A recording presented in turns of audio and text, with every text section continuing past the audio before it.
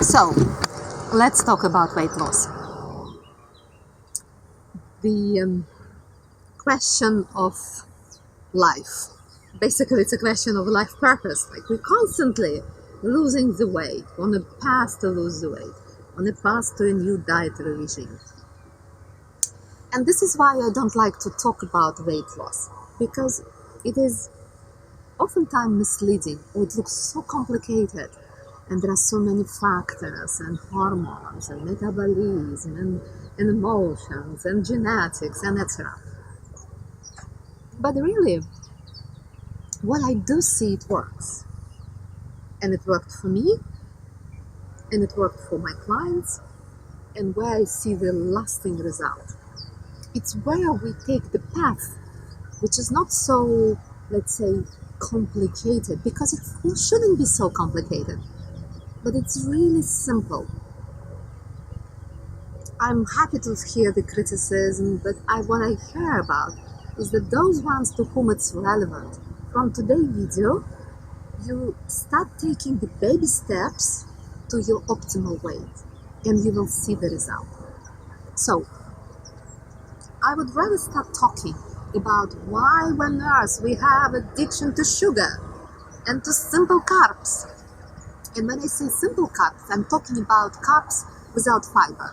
Carbs based on the flour. Pasta, pizza, bread, different cakes and cookies and quiches, whatever. You got the point. Because the moment we address these two simple things, sugar and carbs, normally your optimal weight comes. Without changing dietary regime, without looking into hormone balance, without looking into your genetics, without looking into your metabolism, it comes by itself. Yes, it's simple like that. By the way, I'm 51. I have never been overweight dramatically, but I was a little overweight in certain parts of my body which I didn't want it to. And I was experimenting with many things, and I don't want to waste your time on that. But I tell you, what worked best is no sugar, no carbs. Okay, a little carbs, a little sugar. We will talk about that as well. And it's as simple as that. So, what causing us to have these two addictions? Addiction to sugar and addiction to carbs. I see two major reasons. Only two. And you can say, oh, what about other things? What about my hormones? What about my metabolism? Yes and no. Yes, because they may have an effect, and no, because oftentimes when we address these two major reasons of additional weight, such as carbs and sugar, we help other things. We help your metabolism. We help your mitochondria. We help your hormones too. So, the two reasons I see is unstable blood sugar, where we have spikes in our blood of the sugar, and this constant rise of sugar, and it crashes, causing the sugar addiction, and causing the addiction to carbs, because carbs often convert into sugar even much faster than the sugar itself. And the second reason is emotional hunger. Emotional hunger, because when emotion comes and you have to deal with that, you have to deal with this now. And that is where we say, oh, I want to have it. Oh, I have such a bad day, I deserve it. I feel so good after that. And this is what carbs and sugar does to us. So let's split it into two. There would be a second part where we talk about emotional hunger, and let's talk today about blood sugar and what we can do. What we can do simply, without too much effort, without too much stretch in our bodies. So if you do a simple test, if you put your hands on your waistline here, and you will see, do you have a little flash here? Okay, if you have a little flash, it's very good. I'm not suggesting you have to have a six packs here, but a little flash, just to make it touch it, let's say, feel the soft. But if you have this extra flash, which really like something shaking, like a gelée, and sometimes it doesn't go away. Like whatever you do, it doesn't go away. This is the first test. The second test, if you, in the afternoon, from 2 to 30 to 5:30, you have like energy crashes. So you feel so tired, so exhausted, that you basically can just flat in this moment. And then you need to coffee, you need to grab a sugar, you need to grab something else to keep it up. Or sometimes even with that, you just still fall asleep and you need a rest. So these two things for you are indicators, strong indicators, and I can tell you almost guarantee that you have unstable blood sugar. If you want to go to the doctor and check it, please do. At the same time, I think don't wait for that.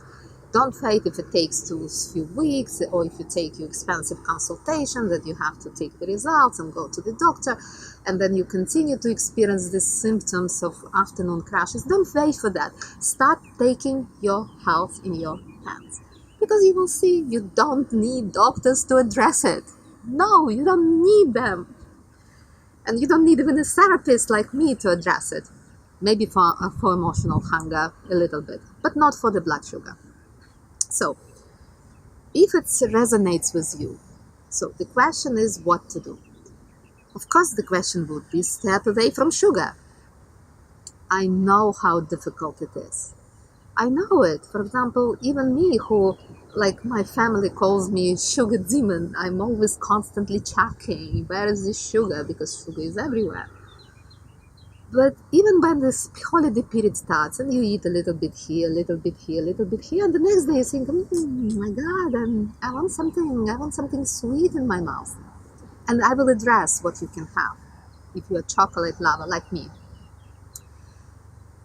But what you can do to start this process, because dropping the sugar, particularly when you lived with the sugar on a daily basis, it's mission impossible, because you have an unstable blood sugar. It's also mission impossible to go on any diet regime. It's impossible, because you cannot deal with willpower against your physical condition.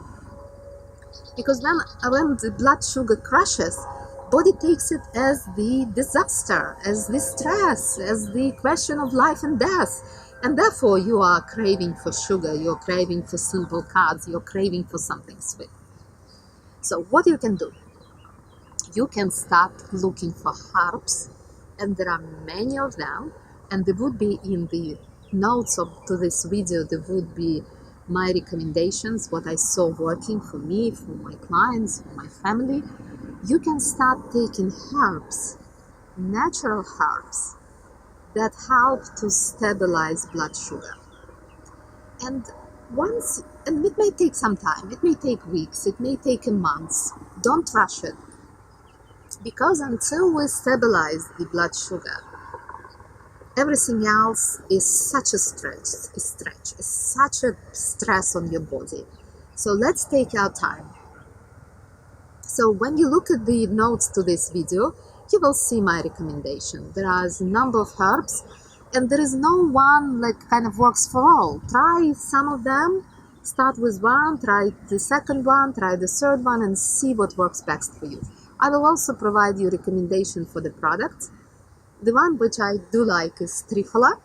It has a very variety of different effects. It's an Indian herb, but you don't need to take it as the gospel.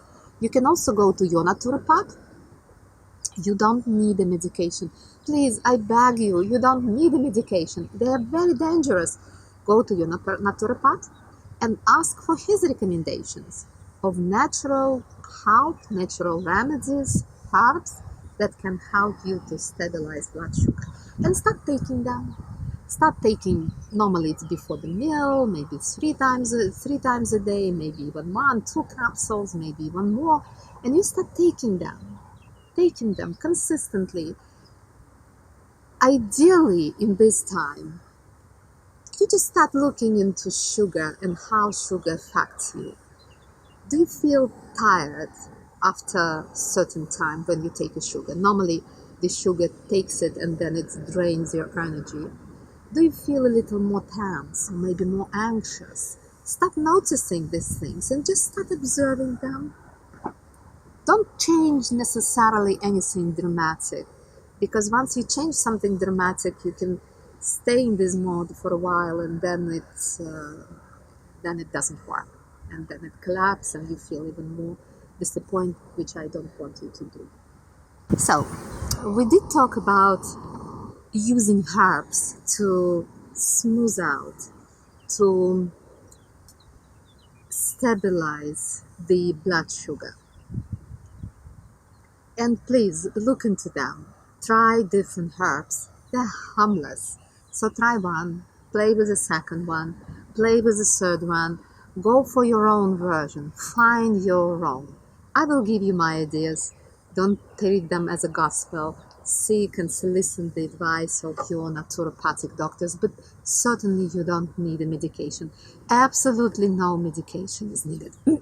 So once you start doing that, and it may take 1 week, maybe take 2 weeks, maybe 3 weeks, maybe even months, maybe even a couple of months, but it's worth to do it because you're on a path to your freedom from sugar. So what else you can do? Of course, eventually we have to stop sugar, or we have to limit, dramatically reduce the sugar. Because if we have an addiction, like addiction to smoking, it cannot be like, okay, now I'm getting ready, and then I continue to smoke and smoke and smoke. Because you have these results in your body. And as you know now, sugar, it's not only about weight, it's not about only your flesh around your waistline. It's about chronic disease. It's about cancer. It's causing cancer. It's fundamental diseases. It causes aging. And there is all reasons to step out of that. And frankly, it doesn't have brain activity. It doesn't help it. Fat helps it, not sugar. Okay. All right. How we can step out from sugar in a more, let's say, elegant and sophisticated way, sneaky way, because sugar is a monster and will play all sorts of tricks with us. So the first thing you can do is to start having whole fruits in the morning, like bulk of cherries or whatever fruits you have, or berries or apples or bananas or fruit salad on an empty stomach, without mixing with anything, without mixing it with yogurt or without mixing it with grains, just standalone fruits. And you will see that you, first of all, when this natural fructose sugar nourishing your body, that you kind of, let's say, replace this white sugar with this sugar. And some people will say, wow, but it's still fructose. I have read, I know that it is as bad as white sugar. No, it's not. And the only thing, okay, you can spend your time and life reading various posts and various doctor's opinion and whatever. Try it yourself and see it. I normally feel that if I have a fruit salad in the morning, I feel hydrated. I don't feel hungry for a lot of time, maybe until even midday. It's a full breakfast and it feels good in your body. And I can tell you also something, particularly women shared with me, that we oftentimes are having, let's say, complex digestion. And we have challenges with constipation. And miraculously, eating whole fruits as a breakfast helps women with that as well. And we all know how important digestion is and the proper elimination is. So try that. Try to trade in white sugar into the fruit salad. Do it in the morning. on an empty stomach. Don't do it in a day because these sugars will confuse your digestion. But eat it in the morning. Big papaya, mango, fruit salad, berries. Take a berry smoothie. Make it heavy meal and go for that. And then share with me how you feel and what happens, what happens with your craving for sugar. And the second thing I would say is that I'm particular for chocolate lovers. I love chocolate too, and there is no way I would ever give it up. And this is what I have found. The chocolate was 85% plus, and I also don't like bitter chocolate. But what I noticed that you can train your taste buds to like it. And now I like this chocolate because it does have a very, very little sugar, and it has this cacao, 85%. And this cacao, which is 85% plus, helps to reduce cortisol. And I can tell you, we're on a very, very high cortisol because we're always multitasking. So once you reduce your cortisol, oftentimes you reduce the craving for sugar.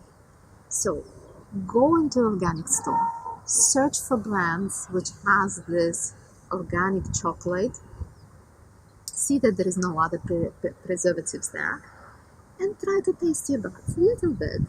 Taste day by day, and you will see that within a certain period of time, you will start enjoying that.